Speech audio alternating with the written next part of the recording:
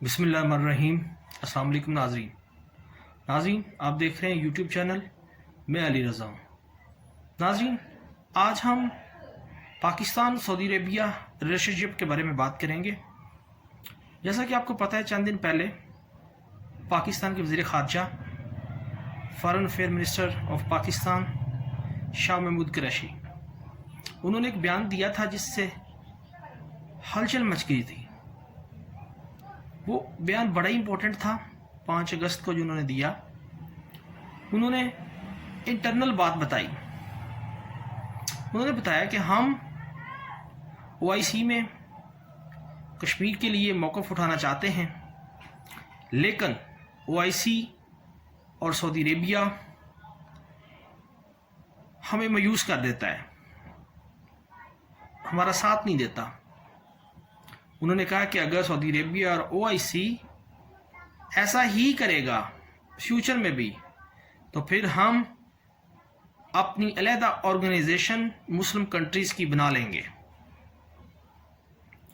ناظرین، جیسا کہ آپ کو پتہ ہے کہ OIC جو ہے یہ بیسیکلی ایک ادارہ ہے جس میں 57 کنٹریز مسلم کنٹریز شامل ہیں، اور اس ادارے کا مقصد یہ ہوتا ہے کہ کہیں پہ بھی مسلمانوں کے ساتھ اگر ظلم ہو رہا ہے، زیادتی ہو رہی ہے، کہیں پہ مسلمان پریشان ہیں، تو ان کی آواز بلند کرنا پوری دنیا کے وہ فارمز، جتنے بھی پلیٹ فارمز ہیں دنیا میں، یونائٹڈ نیشن ہے اور بھی جو ادارے ہیں، وہاں پہ مسلمانوں کا موقف بیان کرنا اور مسلمانوں کو اس مصیبت سے نکلوانا، یہ ذمہ دار ہوتی ہے OIC کی۔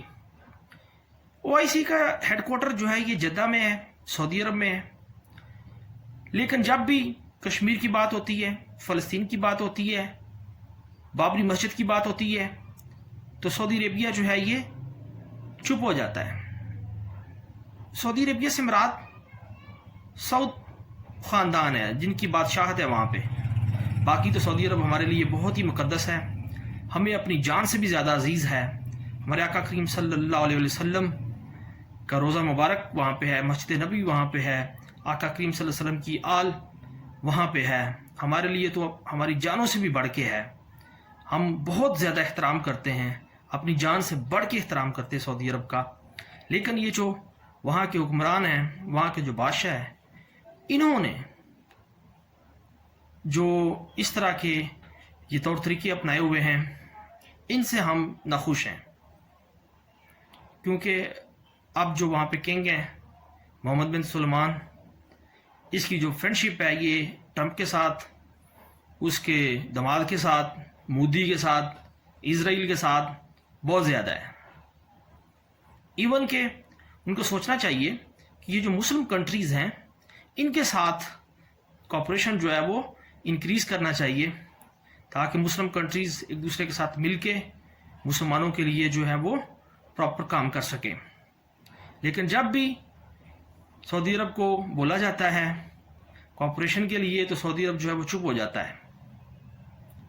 تو جیسے یہ شاہ محمود قریشی نے بیان دیا کہ سعودی عرب جو ہے وہ ہمارے ساتھ تعاون نہیں کرتا، تو یہ بیان سعودی عرب کو بہت ہی ناگزیر گزرا اور ان کو یہ بہت ہی برا لگا۔ انہوں نے فوراً جو قرضہ دیا تھا اس کو واپس لینے کا مطالبہ کر دیا۔ ناظرین، جیسا کہ آپ جانتے ہیں کہ PTI گورنمنٹ سٹارٹ میں سعودی عرب نے قرضہ لیا، سعودی عرب سے پاکستان نے قرضہ لیا تھا، وہ $3 بلین تھا۔ تو ان کو اتنا غصہ لگا کہ انہوں نے ساتھ ہی وہ قرضہ واپس لینے کی ڈیمانڈ کر دی۔ تو پاکستان نے پھر $1 بلین جو ہے قرضہ واپس کر دیا ہے۔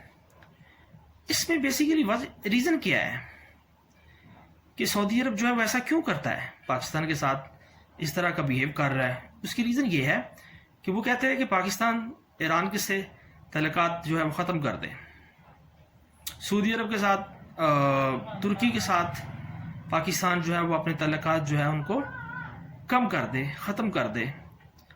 ترکی سے وہ اس لیے ڈرتا ہے کہ سلطنت عثمانیہ جو تھی اس نے کافی دیر تک سعودی عرب میں حکمرانی کی ہے، مکہ اور مدینہ سعودی عرب ان کے کنٹرول میں تھا، تو اس کے خیال میں یہ ہے کہ کہیں دوبارہ پھر نہ یہ آ کے قابض ہو جائیں، اور پاکستان اگر ترکی کا ساتھ دیا تو یہ ہمارے لیے نقصان دہ بھی ہو سکتا ہے. وہ اس طرح سے سوچتے ہیں. اور تیسرا وہ کہتے ہیں کہ پاکستان جو ہے وہ چائنا سے بھی لاگو ہو جائے اور سی پیک ختم کر دے. اگر سی پیک بن جاتا ہے تو پھر دبئی والی وہ جو دبئی والی بندرگاہ ہے وہ جو ہے اس میں دنیا کی جو ٹریفک ہے وہ کم ہو جائے گی, ٹریڈ کم ہو جائے گی. گوادر جو ہے وہ بہت امپورٹنٹ بندرگاہ بن جائے گی, تو اس کو لگتا ہے کہ اس کا کافی زیادہ لاس ہو جائے گا, تو وہ چاہتا ہے کہ سی پیک جو ہے وہ نہ بن سکے. سعودی عرب چاہتا ہے کہ پاکستان جو ہے یہ ایشیا میں یہ جو چائنا گروپ ہے اس کو چھوڑ دے اور وہ امریکہ کے ساتھ شامل ہو جائے. تو پاکستان جو ہے اب وہ ڈیسائیڈ کر چکا ہے کہ اس نے چائنا کے ساتھ مل کے آگے بڑھنا ہے. اس پہ وہ گامزن ہے, اسی راہ کوشش کر رہا ہے کہ پاکستان کو کسی نہ کسی طرح سے آگے لے جایا جائے. تو یہ تھی کچھ بیسک ریزنز جس کی بنیاد پر سعودی عرب جو ہے وہ پاکستان کے ساتھ اس طرح کا بیہیو کر رہا ہے. تو میری پاکستانی گورنمنٹ سے یہی ریکویسٹ ہے کہ جو پاکستان کے لیے بہترین پالیسی ہے وہ اپنائی جائے, کیونکہ اگر ہم اسٹرکٹلی ایکشن لیتے ہیں سعودی عرب کے اگینسٹ تو وہاں پہ تقریباً 10 لاکھ پاکستانی جو ہیں وہ کام کر رہے ہیں, جاب ہولڈر ہیں, تو ان کے لیے پرابلم ہو سکتی ہے. وہ ہمارا تیل بند کر سکتا ہے. لیکن اس کا یہ ہے کہ یہ ایک نہ ایک دن تو ہونا ہے. اگر سعودی عرب جو ہے وہ اس طرح کرتا رہا تو پاکستان اس کا غلام تو نہیں بن سکتا, تو ہم نے اس غلامی کی زنجیر کو توڑنا ہے. تو اس وجہ سے اگر سعودی عرب یہ اقدامات کرتا ہے, وہاں سے پاکستانیوں کو نکالتا ہے, ہمارا تیل بند کرتا ہے, تو اس سے ہماری اکانومی میں پرابلم تو آئے گی, لیکن ہم نے اس کو فیس کرنا ہے اور اپنے پاؤں پہ کھڑے ہونا ہے, خود سٹینڈ لینا ہے. پھر انشاءاللہ one day will become when جب ہم جو ہے وہ ٹاپ لیول پہ ہوں گے اور یہ غلامی کی زنجیروں کو توڑ کے جو امریکہ نے اور یہ سعودی عربیہ نے ہمیں قرضے دے کے پھنسایا ہوا ہے, جکڑ رکھا ہے, تو اللہ تعالیٰ کی ذات پر ہمیں سے نکالے گی. تو میری اللہ تعالیٰ سے دعا ہے کہ یا اللہ ہمیں ان سب مسائل سے نکال دے اور ہمیں بھی ہمارے پاکستان کو دنیا کا بہترین ملک بنا دے. بہت شکریہ, تھینک یو, اللہ حافظ.